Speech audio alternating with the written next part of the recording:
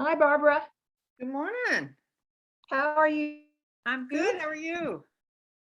Good, good. Well, I guess we're all set for a day full of Zooming. A day full of Zoom. You got it. Hello, Kitty ladies. Hey, Kitty. How we doing? on the East Coast. I'm sorry. How are things on the East Coast? It's hot, hot, hot. Oh, I'm sure you all are hot too. You're always hot. how hot is hot? Hot is hot. It's right. Yeah, we are suffering greatly, and they tell us maybe next week we'll get a break, but not today. Rita, you need to turn your video on for when You're not, I'm not on? No. Okay. I don't know why I have well, when problems you with sign that. on, it automatically mutes. There you are. There you Hi, go. Rita. Yeah. There we go. Actually, I don't know why I had a problem. It says in there, start video. I could have pressed that. All right. Oh, and there's Evelyn. Hi, Evelyn. Morning, Evelyn. Good morning. I had to quickly look. I guess it's still morning. We have 10 more minutes, and then it won't be morning For you. for me. Barbara, You all are still morning. I just talked to Jackie Uh-huh. and to make sure that she knew she had a meeting starting at 1:50 our time. And she said she would do it, of course. Good. And there, she's on her iPad now. It's connecting. There she is. Hi, Mary Ann. Hi. Hi, Marianne. How are you? Oh, we're getting over a cold. Oh, no. Oh, So I made Bob go get tested for COVID to be sure it wasn't that. It wasn't. It's just a head cold. just a cold. A lot of people have colds this year. It's really bad. Yeah. Well, our family right now is really concerned. We had a big family get together. I have a grandson that's leaving for George Washington University this week, supposedly. And coming to we had a DC? big get together, and he got up yet Monday morning, couldn't smell, went and had a test, and he's positive for COVID. Oh, no. And we're all vaccinated. So let me just say, You can get it. You can still get it. and Yeah, still get it. you can still do it. It's just not as serious, which is the good news. Yeah, he came. I talked to him this morning, and all he said was, "I still can't smell," but he said everything smells really fresh. So, Okay. Hey, Hi, Jackie. Patricia. hi, Jackie. Hi. And Patricia. Hey. Hey. Hi, Patricia. Hey. Patricia, who just had a birthday? That Oh, happy Patricia? birthday. Yes, I really favored 29 and holding, but that didn't work this year. I'm gonna have to get up. My dog is barking. I need to put her out. Here. Facebook tells everybody everything. You can't hide it. Can't hide.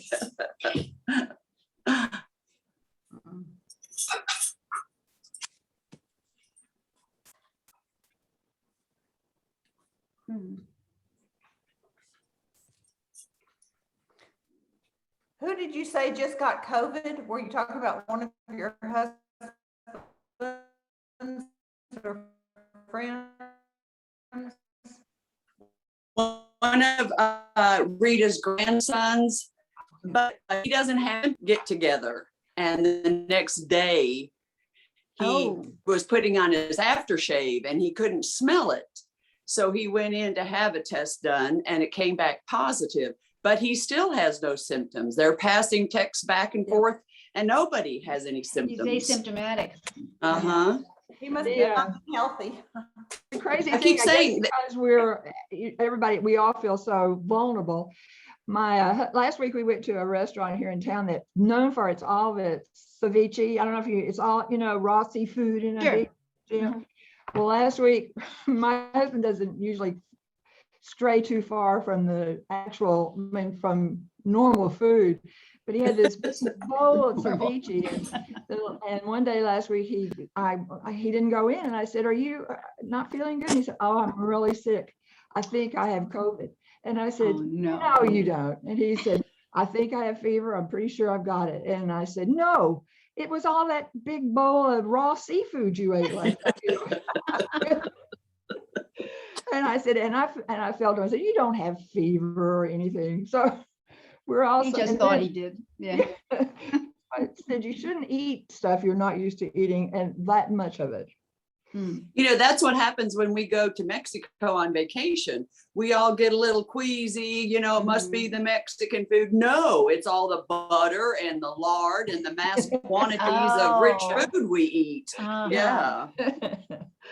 Well, this time he didn't, after I told him he had, that our grandson had COVID on Monday, he said, but I feel okay. And I said, no, you have, what you got sick of from last week is not COVID.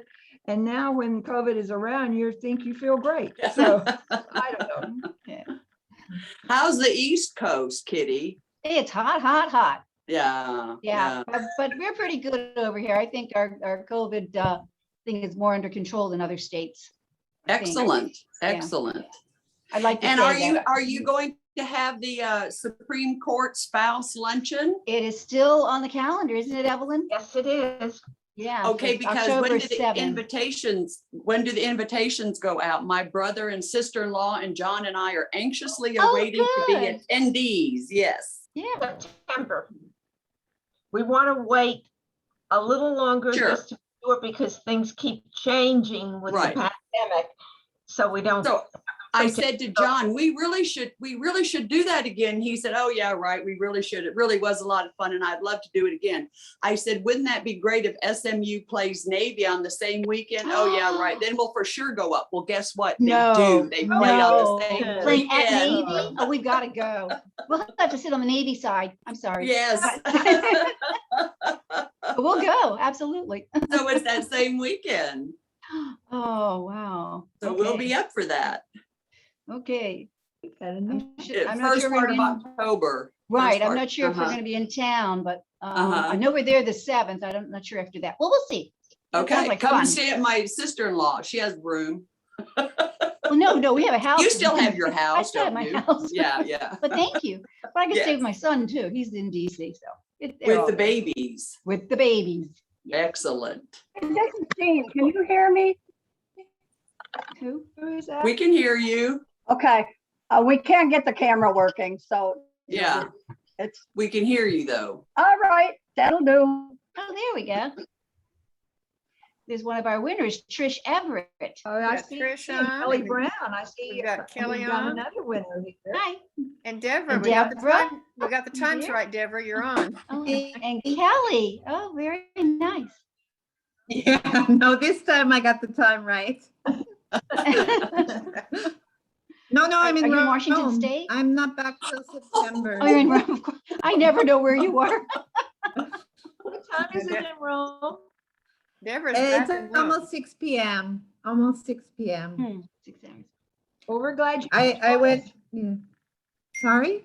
Said, I'm glad you could join us, particularly since you're going to have a significant role in the presentations today.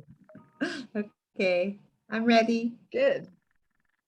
So Noel, I see Stephanie and I'll keep moving around. Yeah, I see. And Lucy. Hi, Lucy. Yeah, Lucy's on. Hello. Oh, you got Robert Good Skilton, morning, yeah. ladies. And No, another, I'm another I'm winner pretty- is online. Hi, Andrew, nice to see you. I have to keep looking to admit people in. Zoom came back and said for security reasons, you need to have everybody go to the waiting room first. So you had to go to the waiting room. does that before mean? I logged on.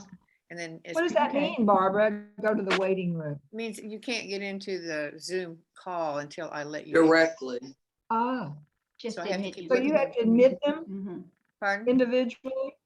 Yeah. When that's- they are, if you're in the waiting room, do you have to be admitted by you? Yeah. Yes, you do. Oh. I'm in control. Hello, Anne. Hi. Hello, everyone. Hello. Hi, Hello, Trish. Ann. Everybody. Nice to meet you.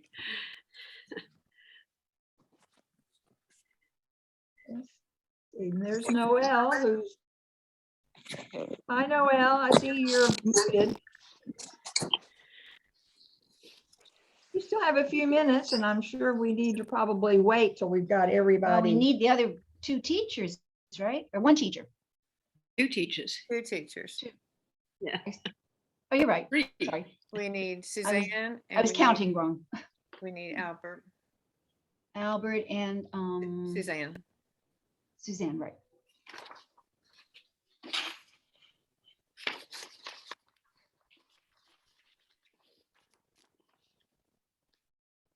Y'all got quiet all of a sudden. Trish and Kelly, you received your certificates. I believe you mailed me. I'm kidding. And I believe you emailed me that you had gotten them. Perfect. Thank you. You can unmute yourself. Yes, and I got the flowers yesterday too. That was so thoughtful. Oh, Oh, good, good. wonderful. And I also received mine. It's Sure, very perfect. thoughtful and thank you very much. Perfect. Yeah. Hi, Sharon. Hi, Sharon. Hi, Sharon. Hi, Sharon. He's muted. Oh, Sharon? she's just not talking. It takes a minute to get. connected. Deborah, I just now see your name, and I was president 2 years ago when we just started communicating with you. So I thank you very much for what all you're doing for this organization. Thank you. Oh, it's my pleasure. My pleasure. I'm happy to do so. Thank you.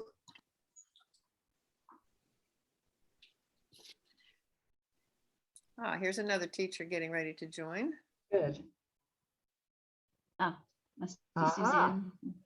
Mute. There she is. Suzanne. Welcome, Suzanne.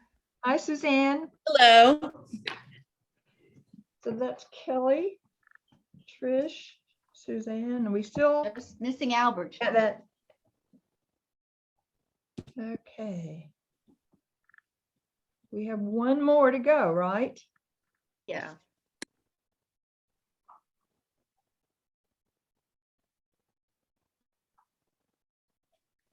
And if he's having trouble getting on, which I don't know, he may be, he's the last teacher to present, so it won't mess up our schedule.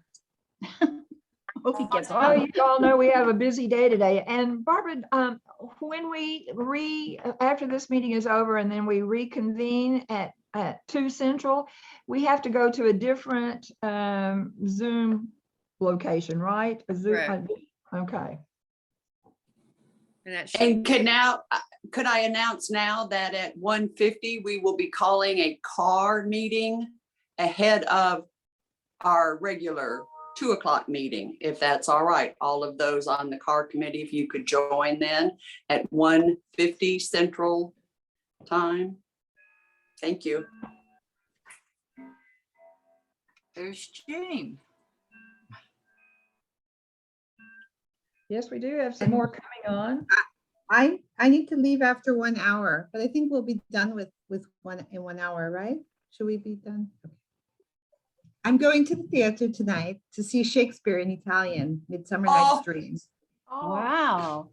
In Villa Borghese. In the park, they have Shakespeare in Italian in the summer outside. So Oh, Deborah, this meeting is not scheduled to last more than an hour, so that's that what I should- thought. I think we should be fine. Okay. Yeah.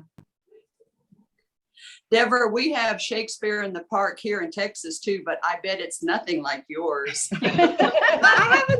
I've never gone to this. They have it every year. You know, it's one of the nice things I hate to say about COVID is there are no tourists.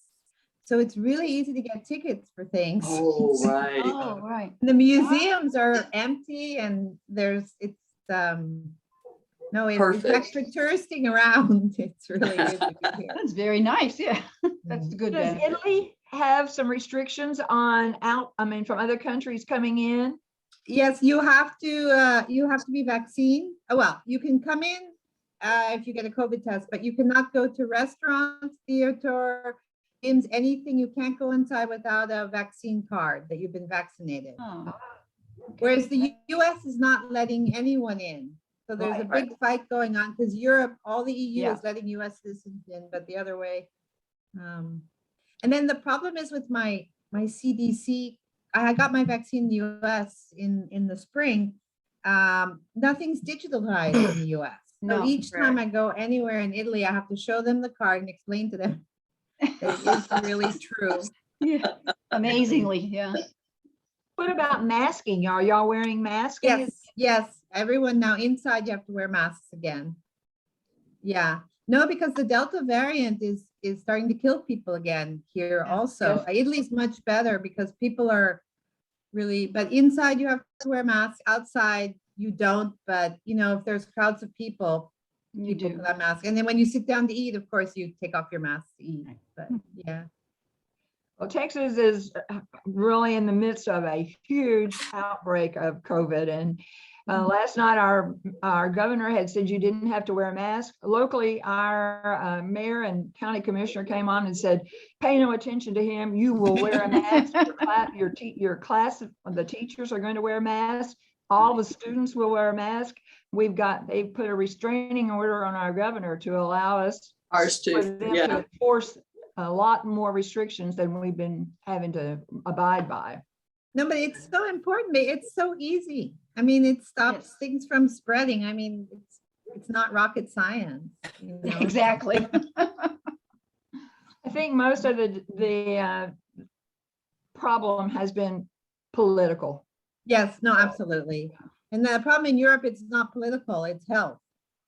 Okay, there have been some protests, but very small. And also, I mean, well, Italy was hit really, really bad in the beginning, and people were seeing, I mean, I saw my doctor about something else a couple of days ago, and he said, it's simple. We don't want you in the hospital, so wear a mask. I mean, you can still get COVID after you've been vaccinated, but you don't get it bad that you're on an oxygen machine.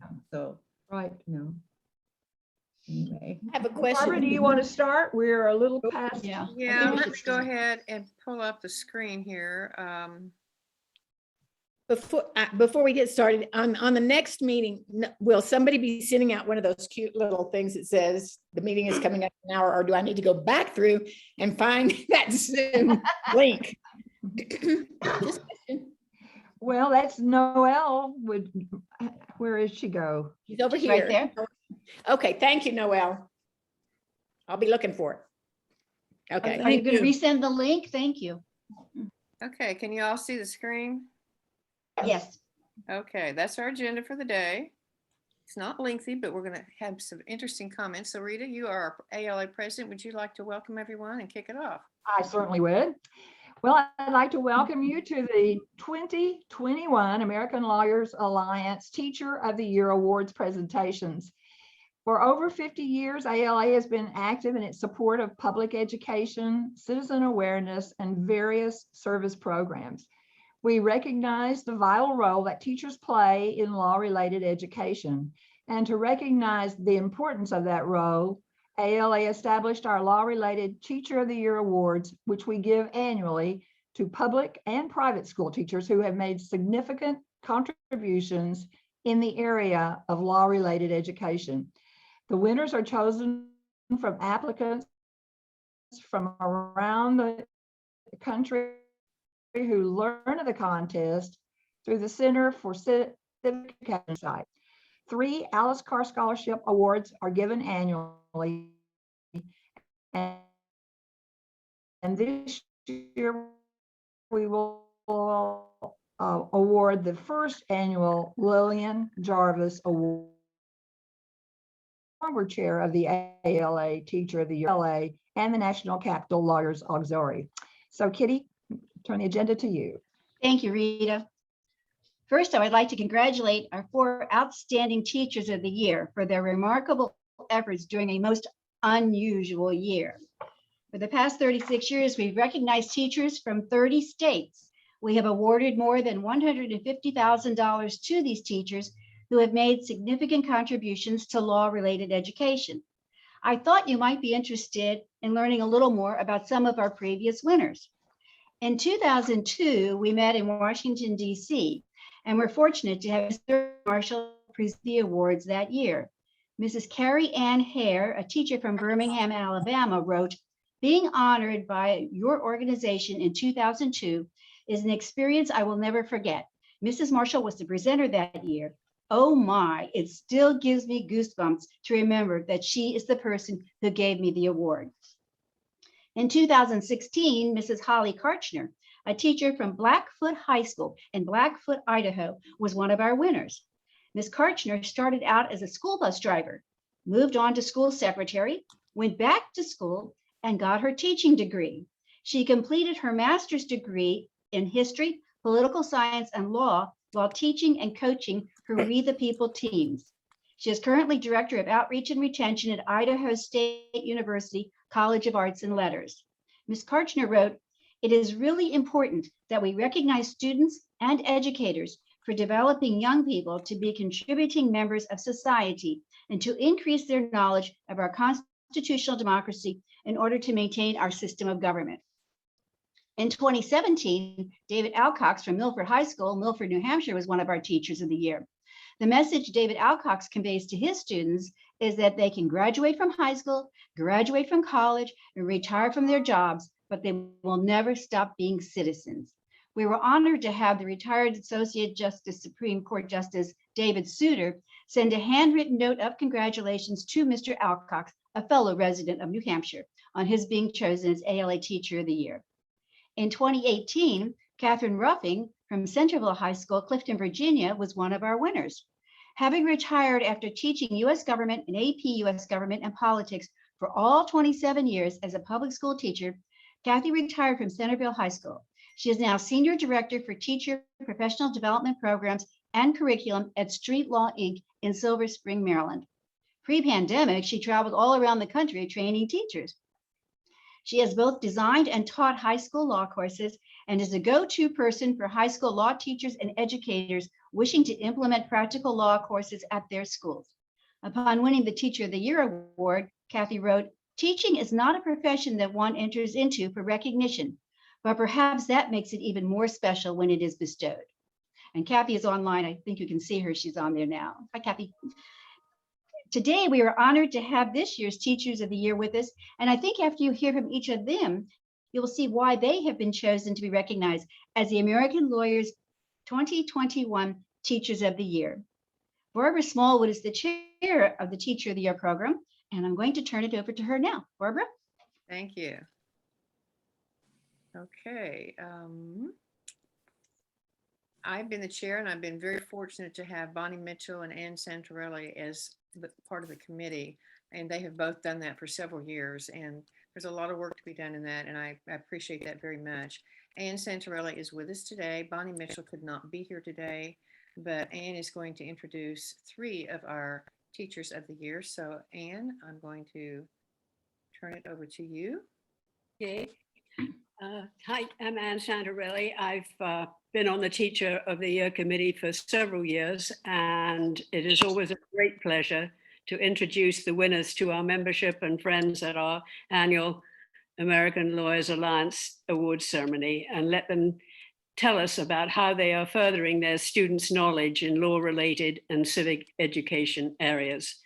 The caliber of this year's winners is outstanding. I think already Kitty has said that, but I had it in my notes too. So I'm going to introduce each one alphabetically, the first 3.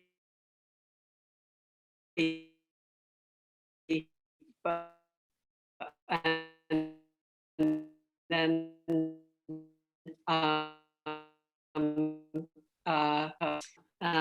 for Kelly School in East Hampton in Western Massachusetts. Her courses include AP History, AP US Government, We the People, the City and the Constitution, Introduction to World Politics, US History 1, Special Education Inclusion, and World History 2. She is also a graduate course instructor at Westfield and Fitchburg State Universities, designing and teaching constitutional law courses for educators in both face-to-face and online environments. Her most important law-related course that she teaches at East Hampton is We the People and the Constitution. Her students have an amazing track record in Massachusetts and national We the People competitions, culminating in their becoming national champions last year. Glowing praise and in records of letters of recommendation came from two community-based attorneys in East Hampton, Stephen Linsky and Nancy Sykes, who said that Kelly believes her students can succeed and that she has an uncanny ability to relate to a vast range of high school students, combined with an equally uncanny ability to impart not merely knowledge, but knowledge deeply infused with intellectual and moral principles. They went on to say that the greatest testament to her work is to witness her impact, not merely on her school community, but in the community at large, that has embraced a program that produces a newfound pride in academic achievement. She has also most impressively developed with each successive class a team of alumni who have taken up the roles of mentoring each new class. A teacher of history and government and economics at neighboring Williston Northampton School and a We the People volunteer, Peter Gunn, said that Kelly stands out because she empowers young people to learn, to share their learning, and to take ownership of their learning. They become citizen scholars. Kelly, over to you. Thank you so much, Anne. I just want to say thank you just to start off to the American Lawyers Alliance, and just thank you so much for honoring us. We teach because we love to teach, but to be honored and to be recognized, especially after such an incredible year of teaching, it's just an incredible honor, and I give you my deepest thanks for taking the time to recognize teachers. We all work incredibly hard, and on behalf of other teachers, I just want to say thank you for taking the time to honor us. I also want to just very quickly say thank you to the Center for Civic Education for creating the We the People program, which really has made my career fun and exciting. I've been teaching at East Hampton High School for 20 years, and the thought of teaching the same thing over and over again for 20 years is a little bit mind-numbing. And the fact that I get the opportunity to work with the Center for Civic Education and the We the People program, it means that I get to be a lifelong learner. And it's one of the gifts of having the opportunity to engage in an inquiry-based program that continually asks not only students to learn new things, but also the teachers to learn new things. And you're going to hear from 3 other We the People teachers today. So I'm not going to spend a ton of time talking about specifics of it, but one of the things that's so exciting about the program is that it is incredibly challenging for us as educators to just continue to learn, and it makes me a better citizen, it makes me a better person, and it makes me a better teacher. I just want to say a couple of things about why the We the People program is so important in my community. East Hampton is a small mill town.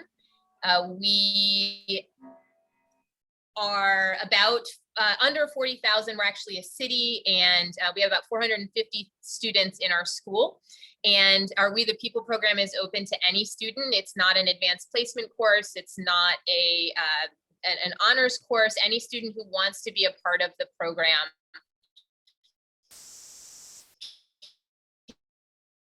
can do it. And it's an authentic course. It's an opportunity to talk to adults about issues that actually affect our lives and everyone's lives as citizens here in the United States. They complete a task that is seemingly impossible, which is they're given these complex questions that they have to research and then present to adults. And anyone who's interacted with an adolescent knows that speaking to adults is one of the most daunting tasks that you can ask them to do. And with my course, my students from the very beginning are speaking with adults. I invite guests in, they're presenting in front of panels, answering questions. And that authentic nature of not only talking with adults about real and important, but things that actually matter to them and things that are helping them become better citizens. And I think just the skills like learning to actually work in collaboration, doing something that's ultimately public, incredibly challenging in public in front of others is just an amazing experience for students.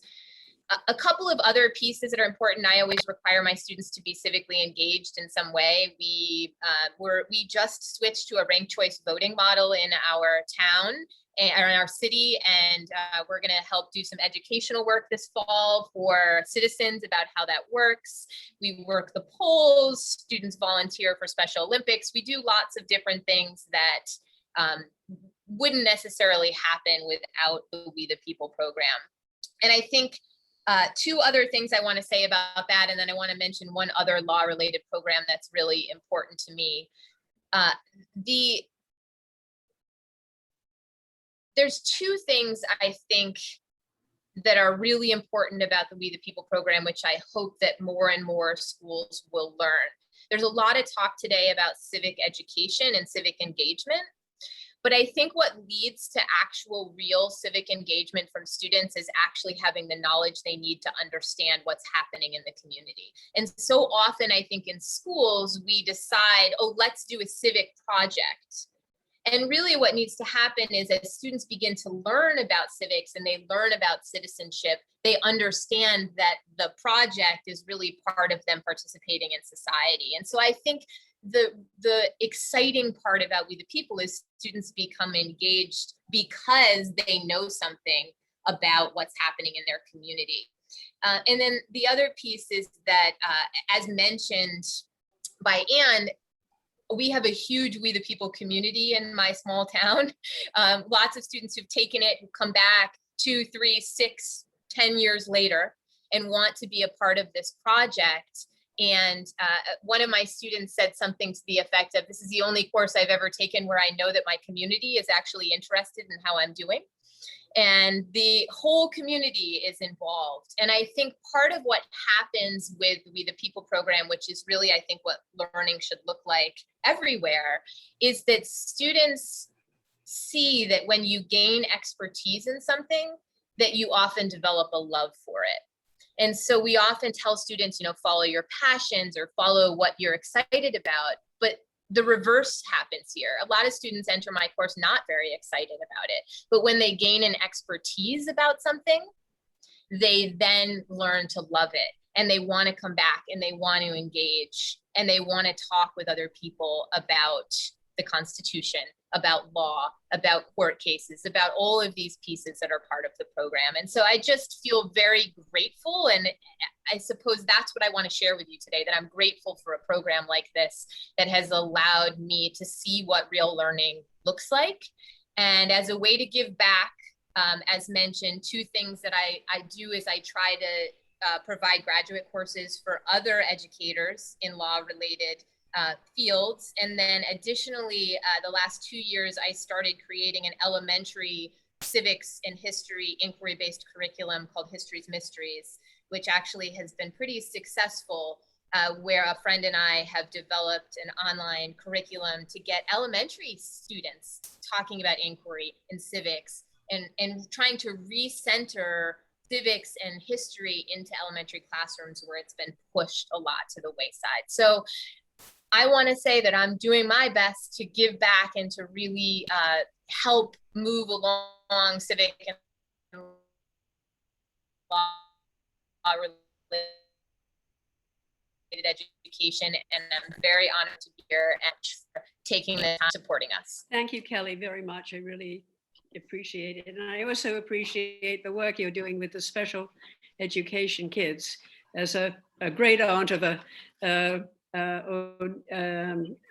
autistic niece, grandniece, who was actually staying with us in California last week from Virginia, I really thank you for everything you're doing in that field as well.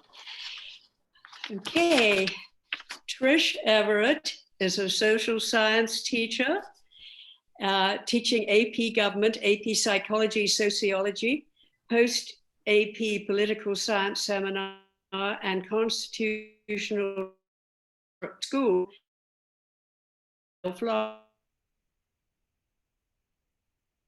Committee for the Center for Civic Education, a teacher advisory board member for the National Constitution Center in Philadelphia, and the James Madison Legacy Project mentor teacher. She has also been a presenter at the National Council for Social Studies annual conference for a number of years.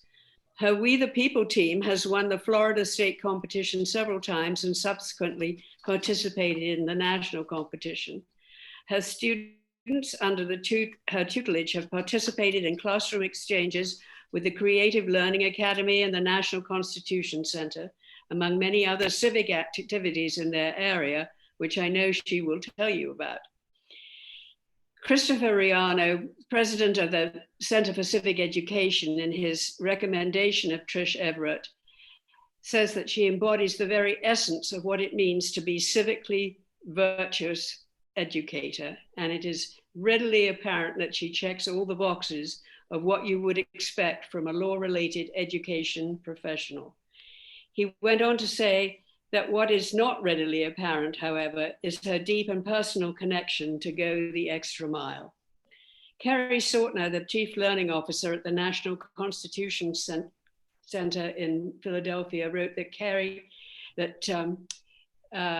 Trish is a fantastic teacher, a supportive peer, as well as a skilled leader in both the classroom setting and in the larger field of civic knowledge and civic learning.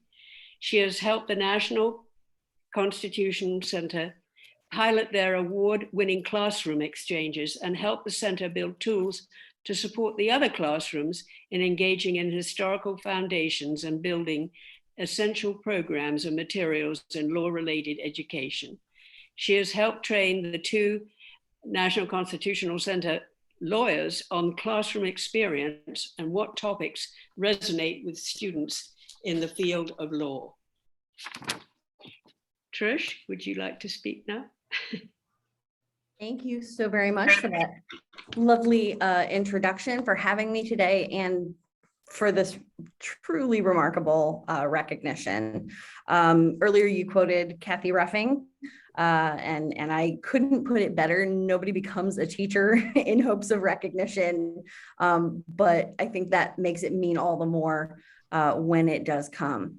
I do want to thank the ALA as an organization for valuing so many teachers for so many years.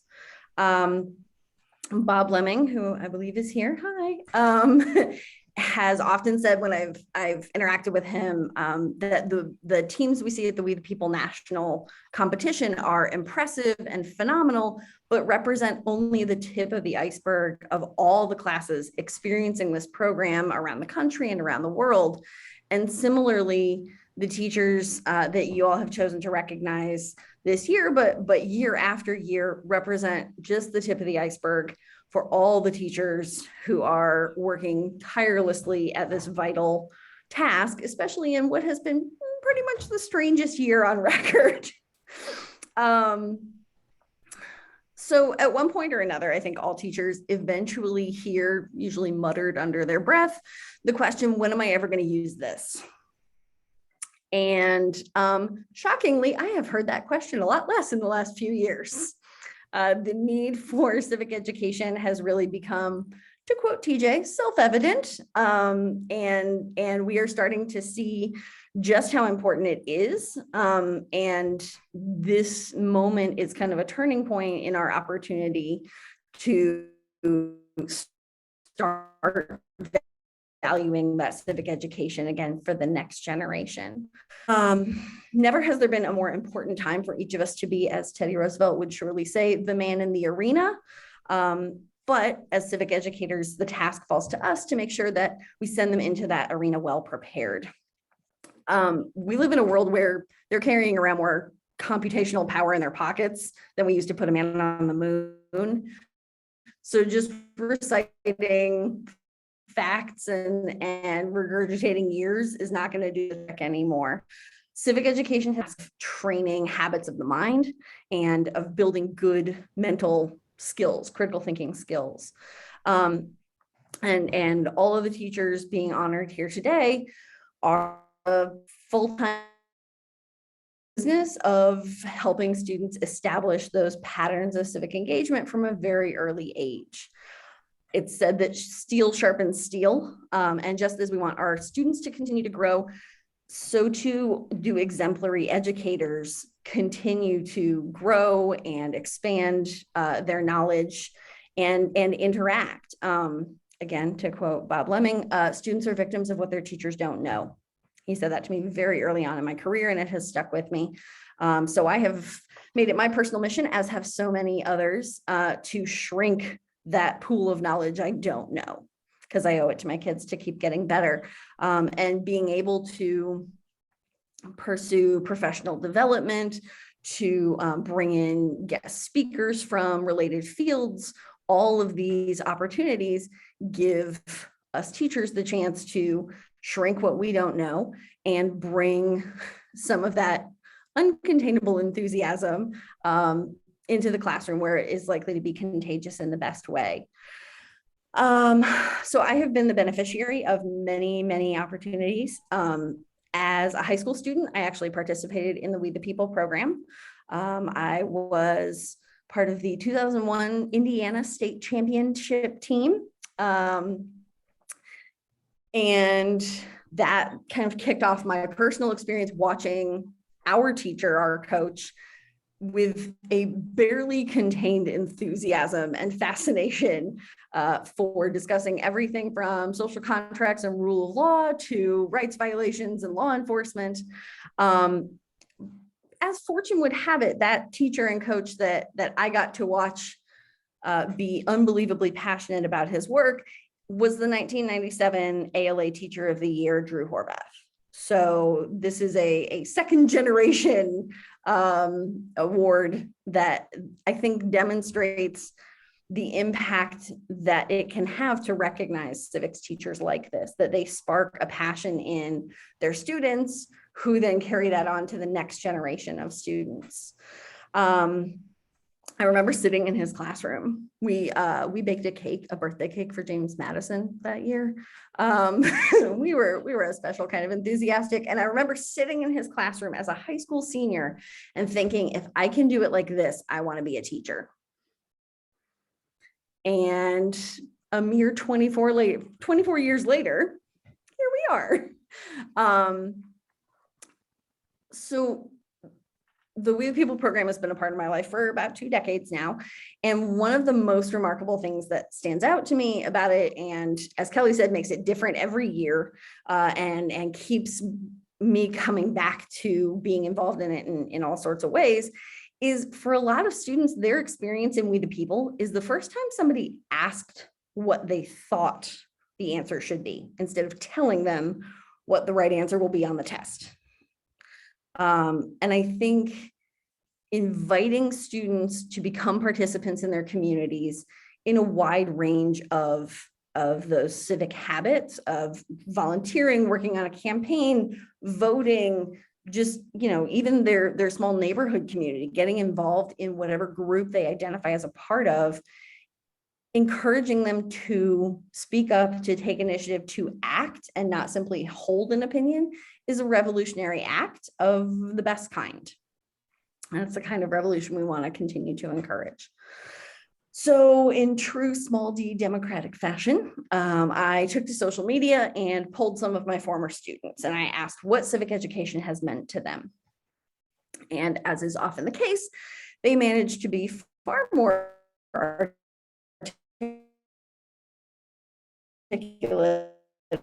and inspiring than I can be. Grants us the freedom to find the truth ourselves, to make our own opinions instead of parroting others' views. Another student, a recent graduate, explained that civic education means the ability to change the world I live in. And finally, the one that made my nerdy little heart go pitter patter, civic education means learning about our republic so I can do my part to help make it become a more perfect union. Just working constitutional quotes into conversation. These are my people.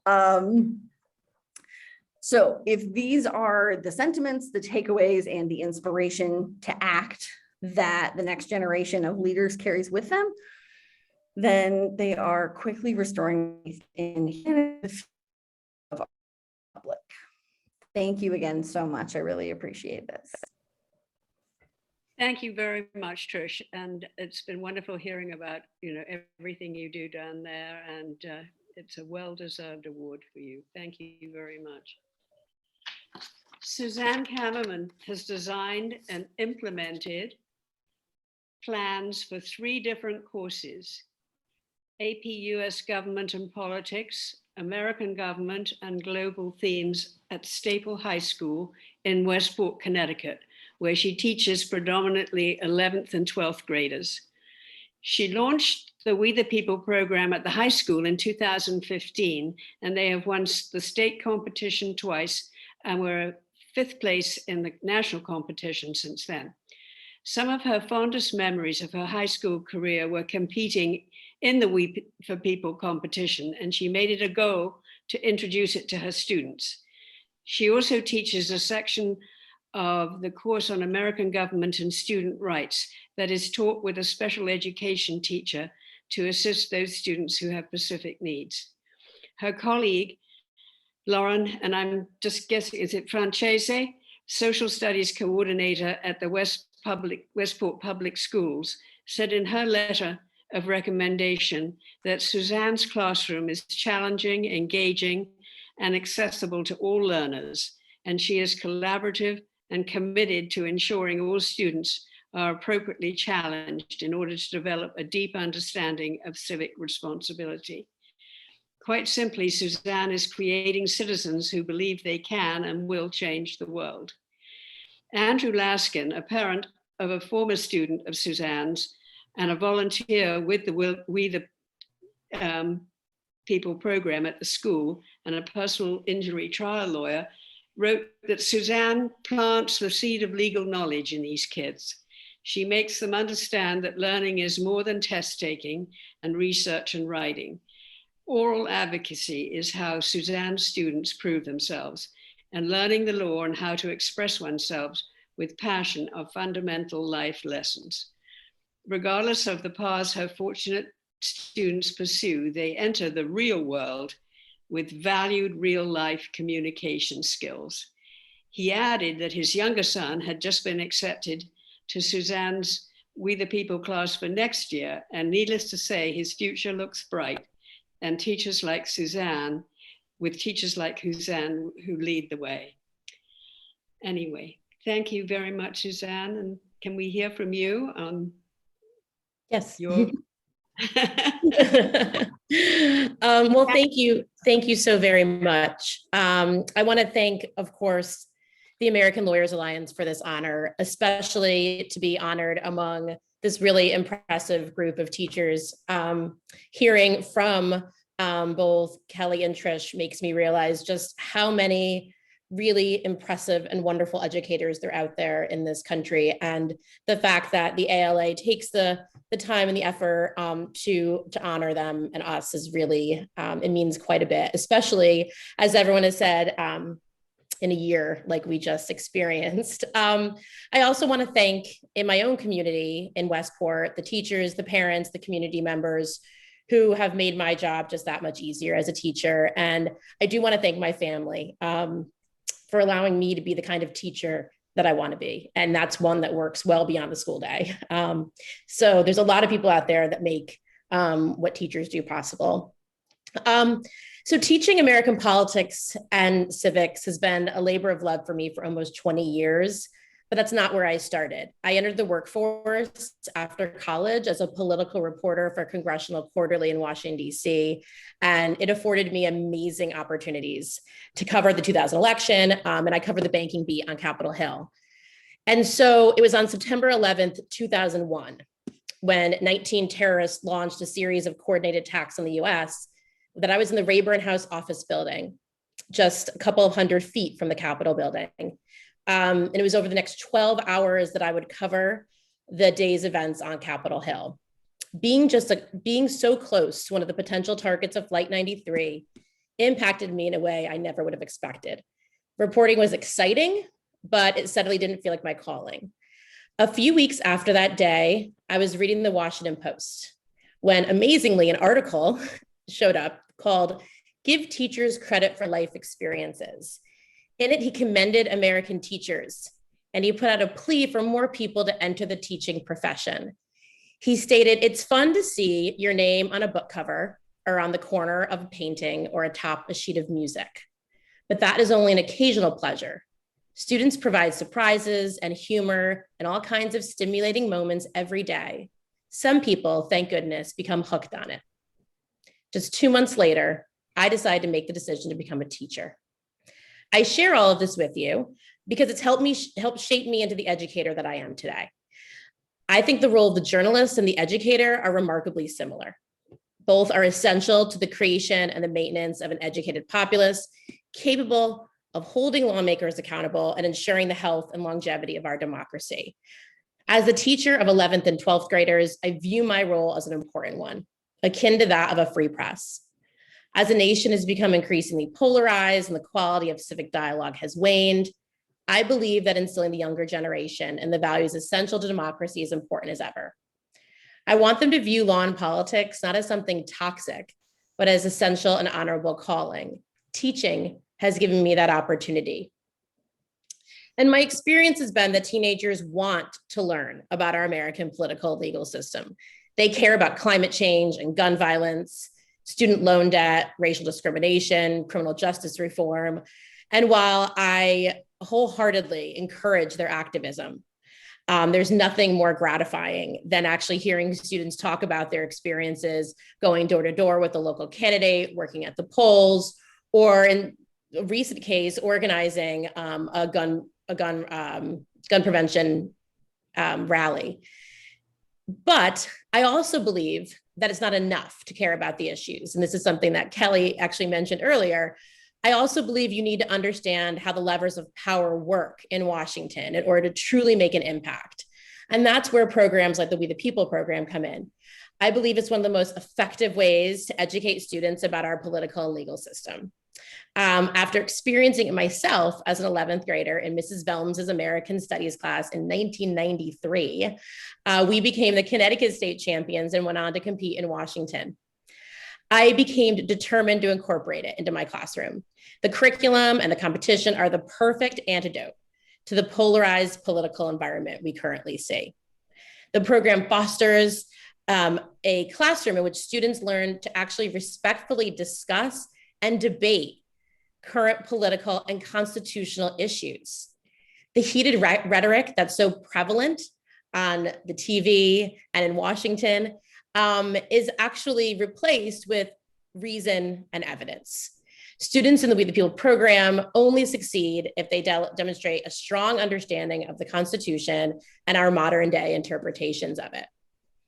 But I've also found effective is another program, the Harvard Case Method Project, which I became familiar with just a couple of years ago. This program is aimed at taking Harvard Business School professor David Moss's History of American Democracy course and instituting it in the high school classroom. I've actually used a case study, there's several of them, but I've used a case study called Manufacturing Constituencies, Race and Redistricting in North Carolina in my AP US Government classes.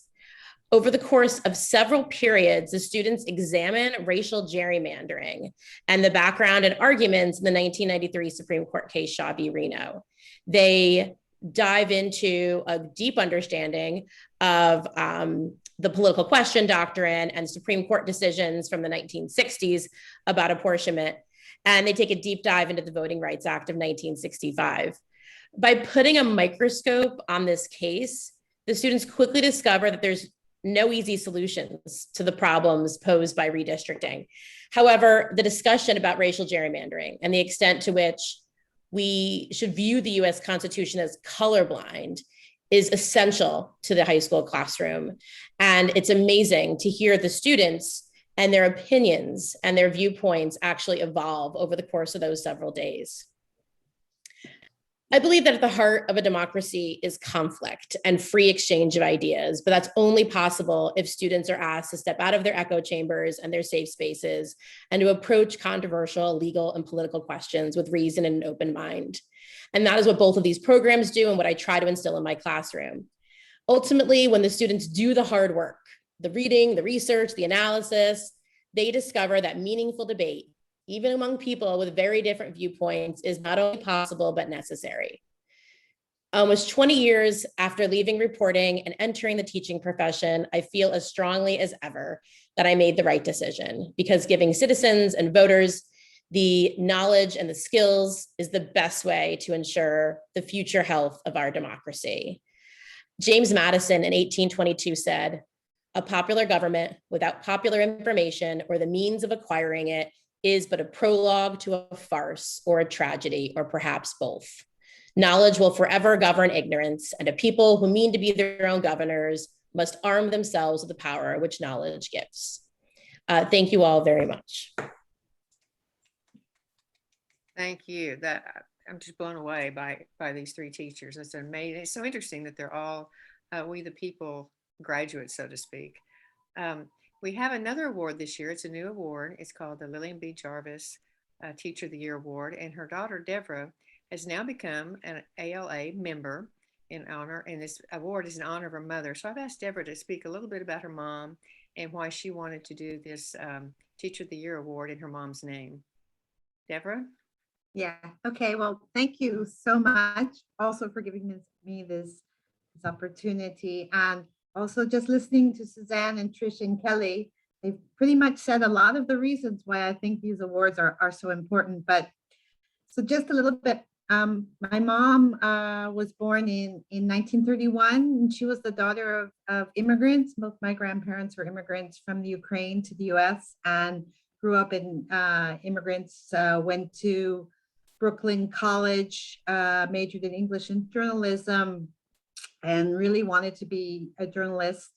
And then she went on to Iowa University to work on a master's. And she passed away suddenly last year in January. And since I was born, I remember her being a member of the ALA and always participating. My dad was a maritime union lawyer, and I used to hear my mom talking about the ALA, but I paid absolutely no attention at all. And then when this happened and my mom had left me a little bit of funds, I was thinking, what can I do? And I have my daughter, well, she finished high school 2 years ago, and she was marching against guns and participating in discussions. And I realized that high school kids really have a lot to add, but a lot of them don't have the opportunity because their schools don't have the money to have a civics program or a civil rights teachers. And I thought, well, maybe this is some way, together with the ALA, to both honor my mom and do something that I really feel is important, as everyone's saying, is education is really the key, especially for young people. So the idea was for the award in my mom's name to give it to a Title I school that doesn't have this type of funds that a lot of high schools have, that could actually, in fact, support all the things that Suzanne, Trish, and Kelly have just said about making sure that the kids have the actual knowledge to be able to go out there and defend ideas and discuss ideas and not just listen to what's being pushed at them on Facebook and TV. And I'm particularly myself, interested in teachers that are talking about civil rights and gender equity and racial equity. And so then I contacted Barbara, and I set up this to give this award every year in my mom's name to kind of add to an extra award for teachers who in Alberta, I guess you could get on, actually are young people, and letting them being able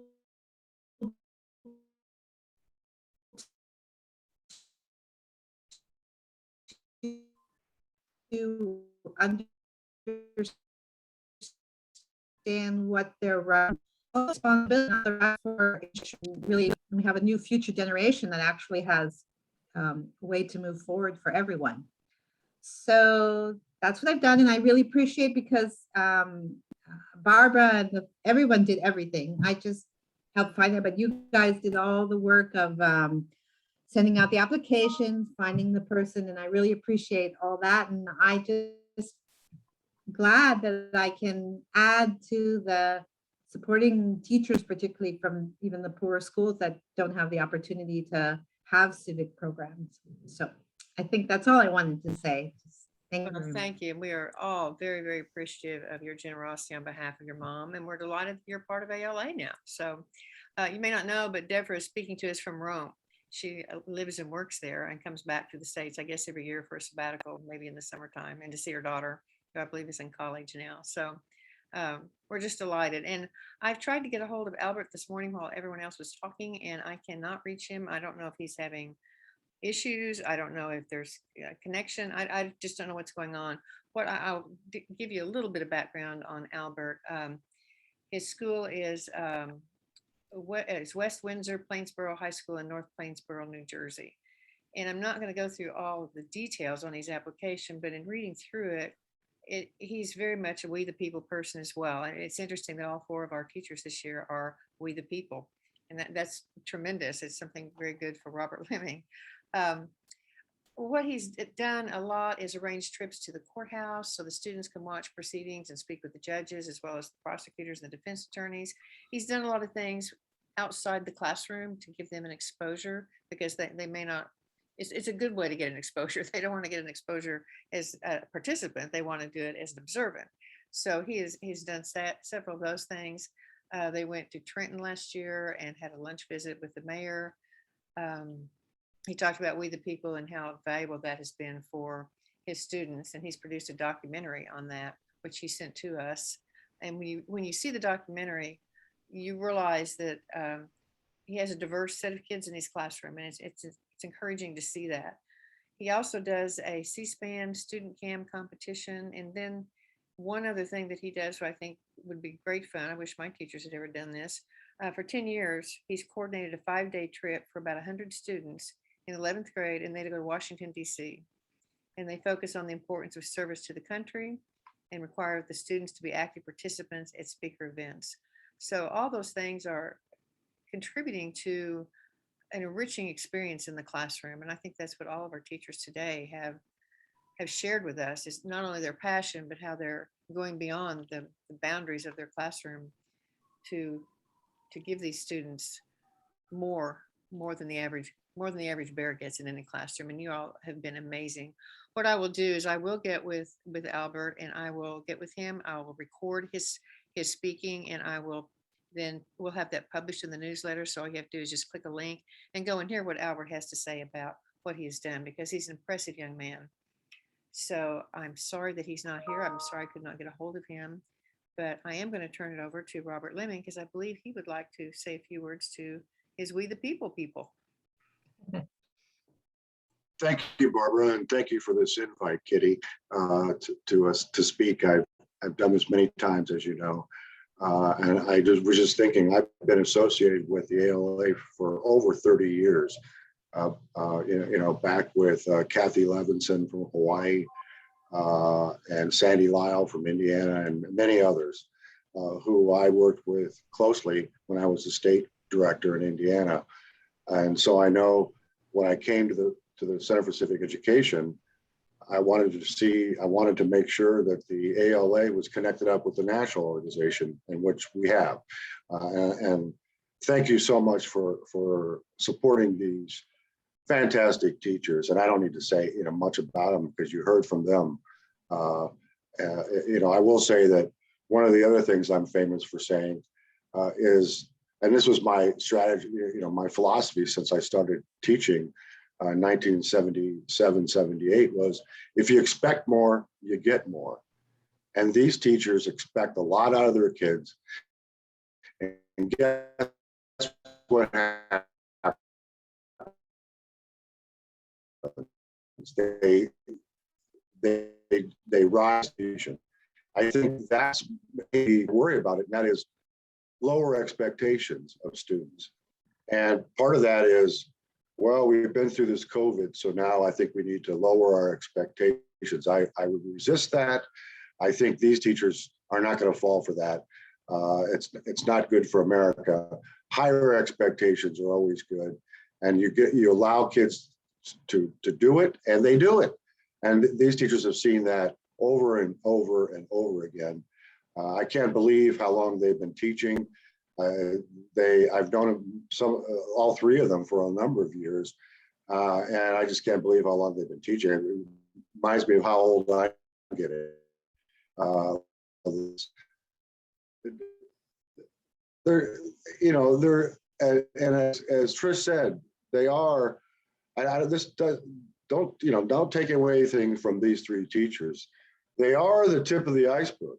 And that means there's a lot going on out there.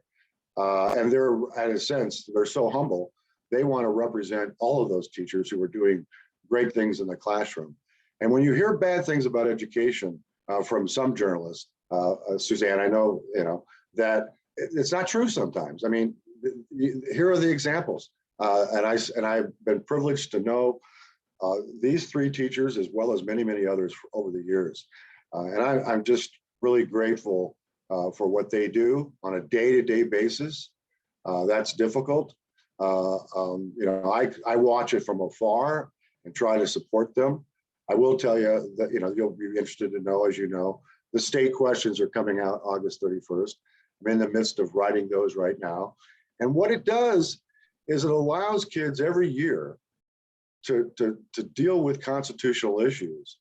And before this meeting started, you were all talking about who should mandate what should be mandated, whether it's a governor or a president or the school board of education or a mayor. All of that is up for discussion this year in an interesting way. I mean, I hate it that it's COVID, but it does get into issues of federalism and who should make what. And with Deborah, you're hearing what's happening in Europe versus what's happening in the United States. I had the opportunity this summer to work with what's called the Ben Franklin Transatlantic Institute. And it's 63 teenagers, 45 from any European country you can think of. And I worked with them for 3 days, and you teachers will be impressed by this, I hope. I was able to pull off a hearing with them with about 9 hours. And they did it because I had high expectations and they did it. And they told me afterwards they were scared to death and blah, blah, blah, but they pulled it off. And I involved 12 national finals judges because of Zoom to be able to have this interaction with kids all over Europe. One young lady from Cyprus said to me that when she leaves the house, or anybody leaves the house, you have to text the government, tell them where you're going and how long you're going to be. And Deborah, I see you going, yeah, that's happening in Italy. Probably it's happening in France. And if you're on the street, you're subject to somebody coming up to you saying, prove it, show me the text. And I kind of sort of laughed and said, I don't think that's going to fly in the United States. But that was a few months ago. I don't know now, you know, in a sense, in terms of government involvement in our lives and how much do we want with that. You know, these days people like to say, there's never been a better opportunity or time for civic education.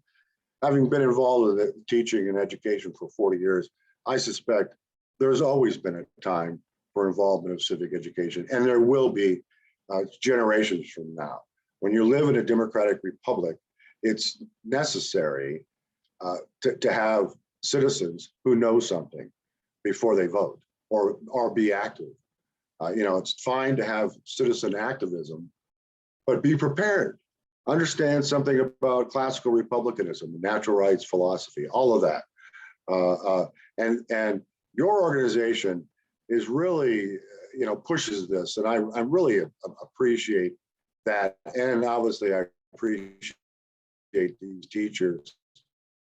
I'm very, you know, I mean, it's personal to me because you heard their stories about the We the People program and being students in it and now teaching it. I mean, that's to me is very fascinating and rewarding as an educator myself. We're planning the national finals for the first time in 2 years to be live in DC. Who knows? You know, Kelly and Trish and Susanna, I think it's going to be live. We'll see, right? Keep our fingers crossed. That's the plan. And as you all know, we know how to do it on Zoom, and we will if we have to. I don't want to. Not that we, you know, that you can have a competition on Zoom, It'll be interesting to see what states do this fall. I'm acknowledge Roger DeRozier is on this call. He's the state coordinator from Massachusetts, and I know he's here because Kelly's here. That's the kind of people we have out there who support teachers in their states. Roger, so nice to see you, as always, my friend. And it'll be interesting to see how students handle this fall. I know one thing, kids and Americans are resilient, all right? Things came to me this year because I had the opportunity, the State Department sent me to Bosnia-Herzegovina right after the war in 1996. And what I saw was resiliency in teachers facing unbelievable challenges and were resilient. And I thought, is it just them? Well, now, no, it's not just them. We as Americans and people around the world are resilient. Maybe it's in our DNA, I don't know. But we get through things. And I know, the kids will tackle school the best way they can, and teachers will tackle it the best way they can. They learned a lot last year about what good education is. And now, you're going to be back in school. I'm happy. My grandkids are back in school. I'm happy about that. And I'm sure a lot of the ladies on this call, the same thing. It'll be interesting to watch what happens in our country in the next 6 months or so, and or year, with where we go with this, deadly disease. And the best way to tackle it all is, to me, is constitutionally, and having young people think constitutionally about stuff before they react and look to Facebook or look to social media to find out which camp they want to jump into, and not listen to anything else. These teachers won't let their students get away with that. That's the good news for me. So I'll let you, I could talk about these young women for a long time, but you've heard from them, and that's the main thing. I'll just say thank you again for all of your support over the years and the continued support that the ALA has done for civic education and law-related education. Thank you for your comments. I really appreciate you being on the call and being supportive of our teachers. You did this last year and probably the years before. I wasn't on the committee all that long, but thank you very much. My pleasure. It's an honor. And we're getting ready to kick off the Teacher of the Year awards for next year. So if you ladies know of other teachers who are deserving and working hard just like you are, please share the information, and we'll get you on the list for copies of the newsletter so you'll see what all we're doing. Rita, would you like to close it out? Yes, congratulations to both Kelly, Trish, Suzanne, and Albert. You represent the finest that we have in our teaching profession, and we're pleased that you participated and applied for this award. It makes us proud to be a part of, hopefully, what you continue to do in the classroom. It makes me, as a grandmother and a mother, hopeful that my children had the opportunity to have teachers like you, teach them and raise them to be the citizens I hope they'll be. And thank you, Robert Lemming. We appreciate your participation as you have in the past, and your association with ALA makes our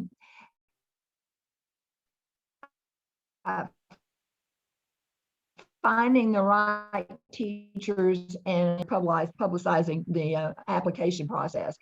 And a special thanks to Barbara Smallwood, to Bonnie Mitchell, and to Ann Santarelli. I can't imagine the job of going through applications when you have people like this vying for the award, because awarding some in a group of outstanding teachers has to be a difficult choice. And thank you again for picking these 4 outstanding teachers to receive the Teacher of the Year award. And I'll close with saying, I see Jackie is muted, but I'll remind you that the CAR Awards committee will meet at 1:50 Central Time. And then we will convene our general board of directors meeting at 2 p.m. You have a little bit of time to either have brunch on the West Coast. I guess some of us in the mountain time. I don't know what you'll be eating. We'll have lunch here. And I know those on the East Coast have time for a snack. But please come back and rejoin us at 2 p.m. for the regular meeting. And I guess we'll adjourn. Can we give a big round of applause? Excuse me, can we give a big round of applause to our teachers? They've been wonderful. Just unmute. And Deborah enjoyed the play. Thank you very much. Thank you. Thank you all. Thank you so Thank much. you very much. Thank you so much. Bye. Thank you.